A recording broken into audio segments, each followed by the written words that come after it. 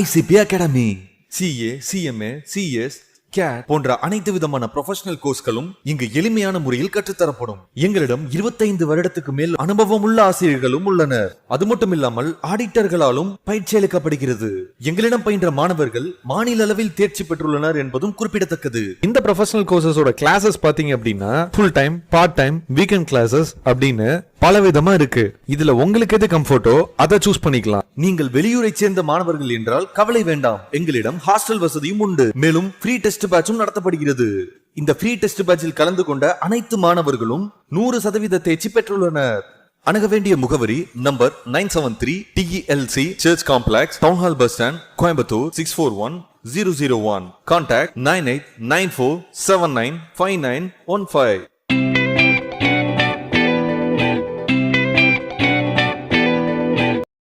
நம்ம இப்போது இந்த யூனிட் 4 சம்மரி பார்க்குறோம். ப்ராமிசர் அல்லது அவரோட ரெப்ரசன்டேட்டிவ்ஸ் அப்படிங்கிறவர் அந்த ப்ராமிஸை செலுத்த வேண்டிய கடமைக்கு உட்பட்டவராகிறாரு.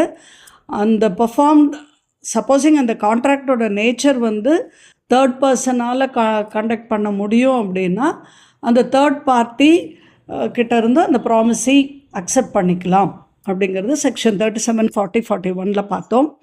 ஜாயின்ட் ப்ராமிசஸாக இருந்தார்னா எல்லாரும் சேர்ந்து பெர்ஃபார்ம் பண்ணணும்.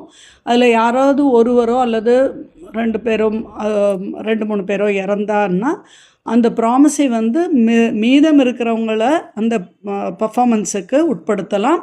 அதில் அந்த இறந்தவருடைய ரெப்ரசன்டேட்டிவ்ஸ் அவங்கள ஜாயின் பண்ணி அதை பெர்ஃபார்ம் பண்ண வேண்டிய டியூட்டி ரைட் வருதுங்கிறது செக்ஷன் 42, 43, 44 பார்க்குறோம்.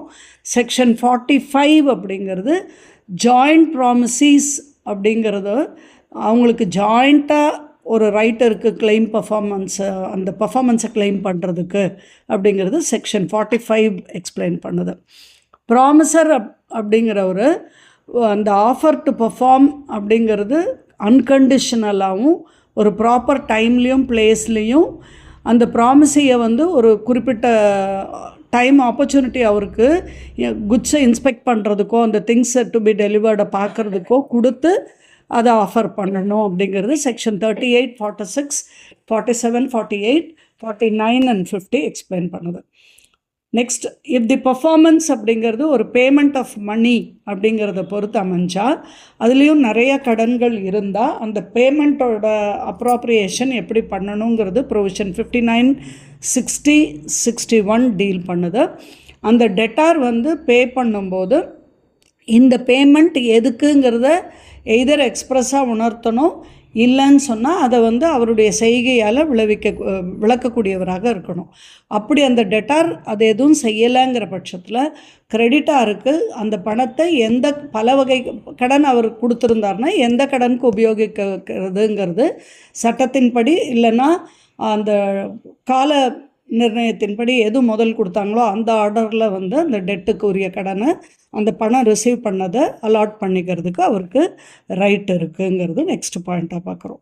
6th பாயிண்ட், ஒரு ஆஃபர் ஆஃப் அ பர்ஃபார்மன்ஸுங்கிறது அக்செப்ட் ஆகலைன்னா அந்த ப்ராமிசர் அதுக்கு ரெஸ்பான்சிபிலிட்டி எடுக்க முடியாது. நான் பர்ஃபார்மன்ஸுக்கு அவர் பொறுப்பாளி ஆக மாட்டார். அவருடைய ரைட் அந்த கான்ட்ராக்டில் அவர் இழக்கிறதும் இல்லை. அதே ப்ராமிஸி அப்படிங்கிற ஒரு ரீசனபிள் ஃபெசிலிட்டி கொடுக்காம இருந்தார்னா அவர் பர்ஃபார்மன்ஸுக்கு சியூ பண்ண முடியும். இல்லைன்னா கான்ட்ராக்டை அவாய்ட் பண்ணலாம், இல்லைன்னா கிளைம் பண்ணலாம் காம்பன்சேஷனுக்கு. Section 38, 39, 53 and 67. ரெசிஷன் அப்படிங்கிறது ஒரு கம்யூனிகேட் ஆகிருக்கணும், ரிவோக் ஆகிருக்கணும் ப்ராமிஸ் பண்ண மாதிரியே.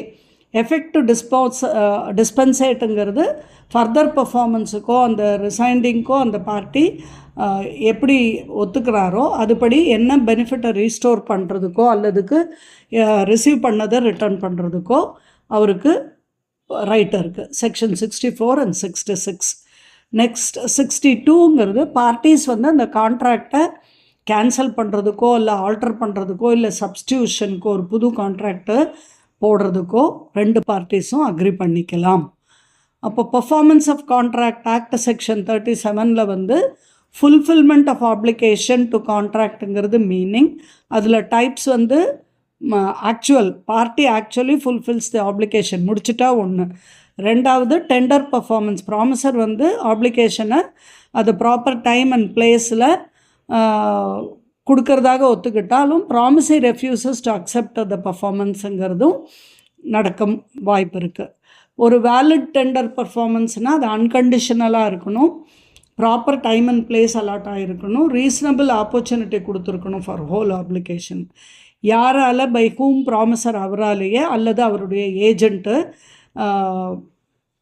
கான்ட்ராக்டில் வந்து பர்சனல் ஸ்கில் எதுவும் இன்வால்வ் ஆகாமல் இருந்தால், இல்லைன்னா அவருடைய லீகல் ரெப்ரசன்டேட்டிவ் இன்கேஸ் ஏதாவது அந்த ப்ராமிசருடைய டெத்தாக இருந்தால் லீகல் ரெப்ரசன்டேட்டிவ், இல்லைன்னா தேர்டு பர்சன். எப்போனா ப்ராமிஸை அக்செப்ட் பண்ணாருன்னா third person. Performance of joint ப்ராமிசஸ்னால் எல்லோரும் சேர்ந்து ஜாயிண்ட் அண்ட் செவரலாக லைபிள். அந்த கான்ட்ராக்ட் வந்து அதை பற்றி ஸ்பெசிஃபிக்காக சொல்லாத பட்சத்தில், சப்போஸ் ஒரு ப்ராமிசர் இறந்தாருன்னா லீகல் ரெப்ரசன்டேட்டிவ் ஆஃப் அந்த இறந்தவரோட லீகல் ரெப்ரசன்டேட்டிவ் மற்ற ஜாயிண்ட் ப்ராமிசரோட சேர்ந்து அதை ஃபுல்ஃபில் பண்ணணும்.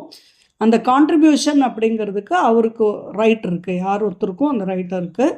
ஜாயிண்ட் ப்ராமிசர் ஒருத்தர் ரிலீஸ் ஆனார்னா அவர் வந்து அந்த ஜாயிண்ட் ப்ராமிசருக்கோ அல்லது அதர் ப்ராமிசருக்கோ ரெஸ்பான்சிபிள் ஆகுறாரு.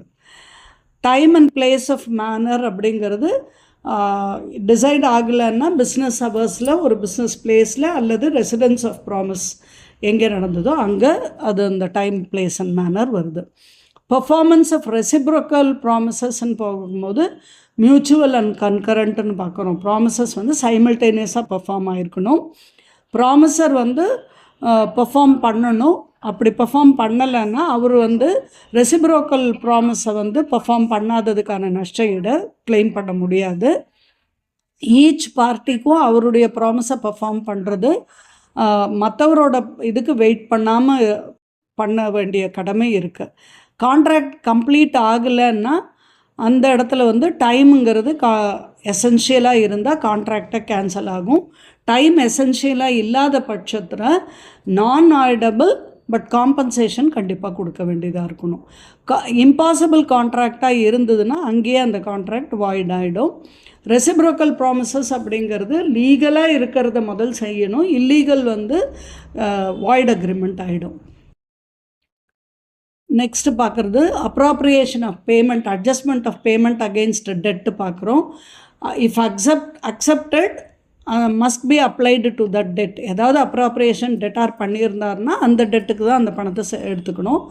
அப்ராப்ரியேஷன் பை கிரெடிட்டாருங்கிறது டெட்டார் ஏதாவது இன்டிமேஷன் கொடுக்கலன்னா கிரெடிட்டார் அவருடைய விருப்பப்படி அந்த பணம் வந்ததை எந்த டெட்டுக்கோ, ஒரு லாஃபுல் டெட்டு அல்லது ஒரு காலக்கெடு முடிய போகிற டெட்டுக்கு அந்த பணத்தை உபயோகப்படுத்திக்கலாம். எந்த ரெண்டு பார்ட்டியும் அதை அப்ராப்ரியேட் பண்ணலைன்னா டோட்டல் டெட்டில் அவருக்கு எந்த அளவுக்கு மைனஸ் பண்ண முடியுமோ அந்த அளவுக்கு மைனஸ் பண்ணிக்கலாம். Next contracts which need not be பர்ஃபார்ம்டுன்னு பார்க்குறோம். பார்ட்டிஸ் ரெண்டு பேரும் மியூச்சுவலாக அக்ரி பண்ணாங்கன்னா ஒரிஜினல் கான்ட்ராக்டர்ஸ் ஒரு புது கான்ட்ராக்ட் சப்ஸ்டியூட் பண்ணி அல்லது ரிசைன் பண்ணால் ஆல்டர் பண்ணாலோ அப்போ அந்த பழைய கான்ட்ராக்ட் பர்ஃபார்ம் பண்ண வேண்டியதில்லை. செகண்ட் வந்து promise dispenses with or remits wholly or in part of the performance of the promise. அந்த டைம் எக்ஸ்டெண்ட் பண்ணுறதுக்கு பாதி ரெமிட் பண்ணி மிச்சத்தை அப்புறம் கொடுக்கறதாகவோ அல்லது அதுக்கு பதிலாக வேறு ஏதாவது கொடுக்கறதாகவோ ஒத்துக்கிட்டால் அதை வந்து ப்ராமிஸி அக்செப்ட் பண்ணிட்டார்னா அந்த இடத்துல அது நீட் நாட் பி பர்ஃபார்ம்டு.